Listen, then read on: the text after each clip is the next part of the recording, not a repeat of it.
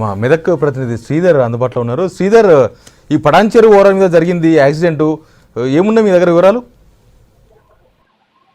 వారిది సంగారెడ్డి జిల్లా పటాన్చెరు జిల్లాలోని పటాన్చెరు సమీపంలోని ఓఆర్ఆర్ వద్ద అయితే కంటోన్మెంట్ ఎమ్మెల్యే లాక్షానందిత ప్రయాణించిన కారు డివైడర్ ని ఢీకొట్టి ఆమె అక్కడికిక్కడే తీవ్ర గాయాలు కావడంతో మృతి కూడా పోలీసులు ప్రాథమిక సమాచారం ఇస్తున్నారు. ప్రధానంగా ఈ కారులో డ్రైవర్ తో పాటు ఆమె ఉన్నట్టు చెప్తున్నారు, మరోవైపు సీఏ కూడా ఉన్నట్టు చెప్తున్నారు.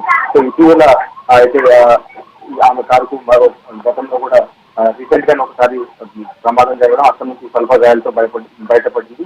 మరోసారి ఈ రోజు తెల్లవారుజామున అంటే ప్రధానంగా ఇది 5:30 అయితే 6:30 టైంలో కూడా ఈ స్థానిక సమాచారం ద్వారా ఓఆర్ఆర్ పోలీసులు ఈ కారును గుర్తించారు. తర్వాత ఈ కారులో ఉన్నవారి సమాచారం సేకరించగా ఆమె కంటోన్మెంట్ ఎమ్మెల్యే లాక్షానందిత అన్నట్టుగా గుర్తించి ప్రాథమిక సమాచారం ఇచ్చారు. ఇంకా పూర్తి వివరాలు తెలియాల్సింది, ఎవరు అంటే ఎట్లా గాయాలు జరిగినాయి దానిపైన సీసీ ఫుటేజ్ అవన్నీ సేకరించే ప్రయత్నం చేస్తున్నారు. ఇటీవల జరిగిన అసెంబ్లీ ఎన్నికల్లో సికింద్రాబాద్ కంటోన్మెంట్ నుంచి లాక్షానందిత ఎమ్మెల్యేగా ఎన్నికయ్యారు. గతేడాది ఫిబ్రవరిలో ఆమె తండ్రి కూడా ఎమ్మెల్యే సాయన్న మృతి చెందారు.